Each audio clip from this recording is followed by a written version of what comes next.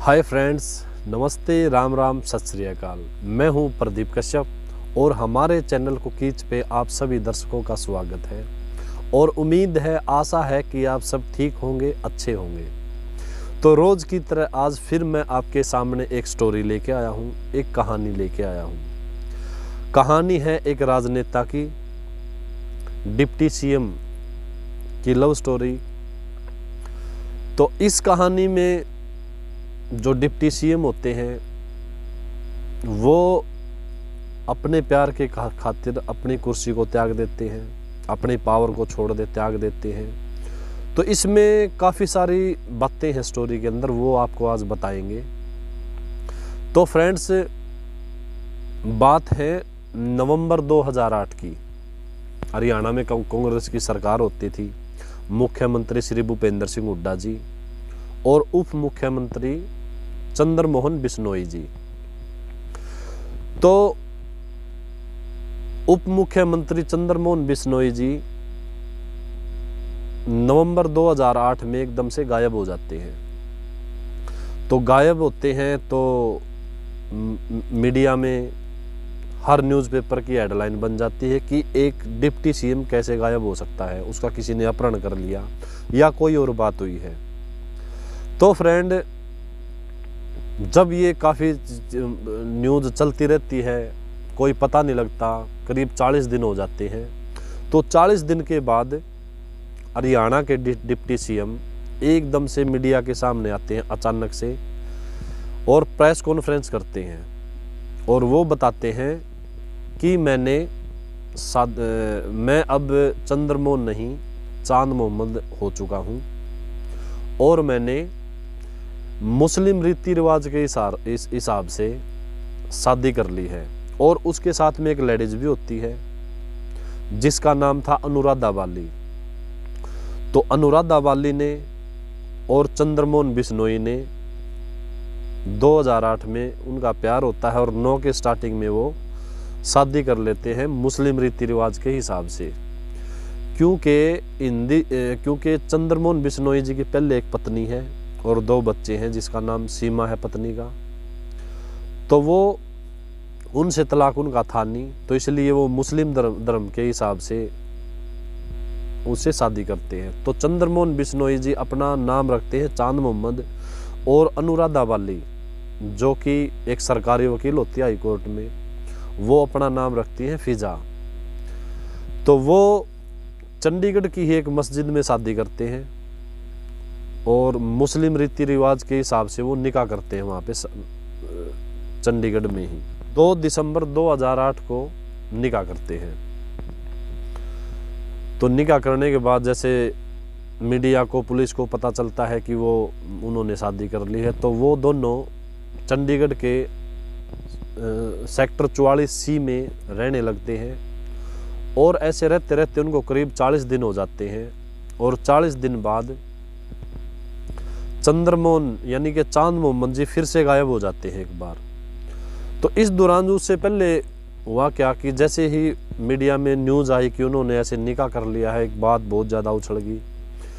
तो जो हरियाणा के मुख्यमंत्री होते हैं भूपेंद्र सिंह हुड्डा जी, चंद्रमोहन जो डिप्टी सीएम पद पे थे उनको बर्खास्त कर देते हैं और इस दौरान उनकी कुर्सी भी चली जाती है, पावर चली जाती है। तो 40 दिन बाद फिर से जब दोबारा से गायब होते हैं चंद्रमोहन जी, चांद मोहम्मद जी, तो उसके बाद वो कुछ दिनों के बाद राजघाट दिल्ली पे सुबह सुबह टहलते हुए पुलिस को मिलते हैं। पुलिस उनको दरियागंज थाने में लेके जाती है। थाने में वो बताते हैं, भाई मैं कहीं गायब नहीं या ऐसी कोई बात नहीं मेरे साथ। तो पुलिस उनको छोड़ देती है और वो चले जाते हैं अपने घर यानी कि अपनी बीवी सीमा और बच्चों के पास। तो वहाँ पे जाने के बाद कुछ दिन बाद फिजा के मुँह व्हाट्सएप मैसेज पे एक मैसेज आता है जिसमें लिखा है तलाक तलाक तलाक। तो वो 3 तलाक उसको दे देते हैं।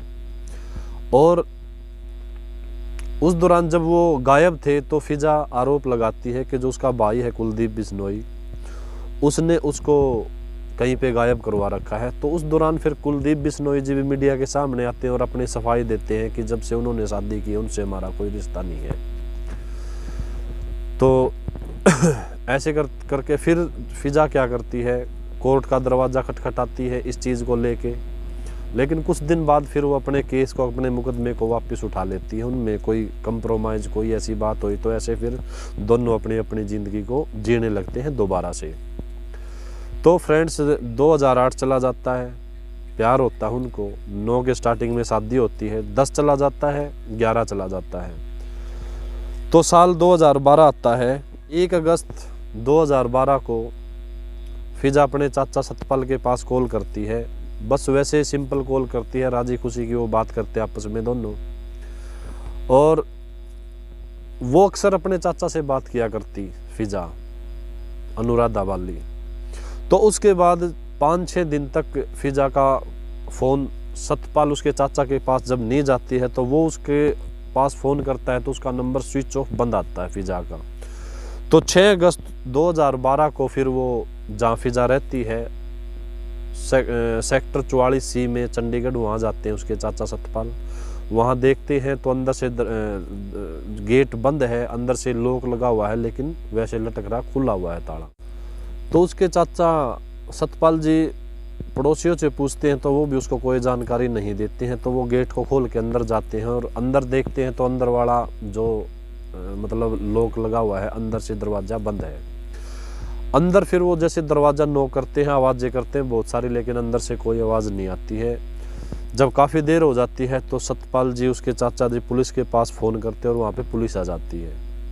पुलिस आने के बाद पुलिस दरवाजे को तोड़ती है और जैसे दरवाज़ा खुलता है तो अंदर से बहुत ज़्यादा बदबू आने लगती है।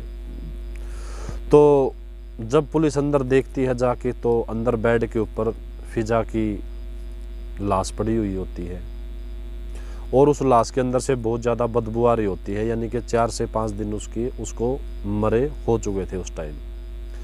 तो फिर देखते हैं पुलिस कमरे में, और जो सामान था वो ऐसा कैसा रखा हुआ है और टेबल पे एक विस्की की बोतल रखी हुई है और पॉइजन की बोतल पड़ी हुई है वहीं पे, एक चूहे मारने की दवाई। तो उसके बाद पुलिस उसको पोस्टमार्टम के लिए भेजती है। तो पोस्टमार्टम में रिपोर्ट आती है कि इसने विस्की के अंदर जहर मिला के पिया है और उसके कारण इसकी मौत हुई। तो आत्महत्या की पुष्टि होती है उसकी। तो उसके बाद पुलिस केस को बंद कर देती है क्योंकि मामला आत्महत्या का होता है। तो ऐसे करके ये एक चंद्रमोहन थे जो भजनलाल के लड़के, हरियाणा के पूरे सीएम के लड़के चंद्रमोहन बिश्नोई जी, डिप्टी सीएम की एक लव स्टोरी थी, जिसने अपने प्यार के लिए अपनी कुर्सी, अपनी पावर, यहाँ तक कि अपनी फैमिली, बच्चों को भी छोड़ दिया। तो फ्रेंड्स, आपको हमारी स्टोरी कैसी लगी कमेंट बॉक्स में ज़रूर बताइए। आपके पास यदि कोई स्टोरी है तो आप हमारे ईमेल आईडी cookies7@gmail.com पे मेल कर सकते हैं। आपकी स्टोरी हम अपने चैनल पे दिखाएंगे। और आपका यदि और भी कोई सुझाव है तो आप हमें कमेंट बॉक्स में बता सकते हैं। तो आज के लिए इतना ही। Thank you. Good night.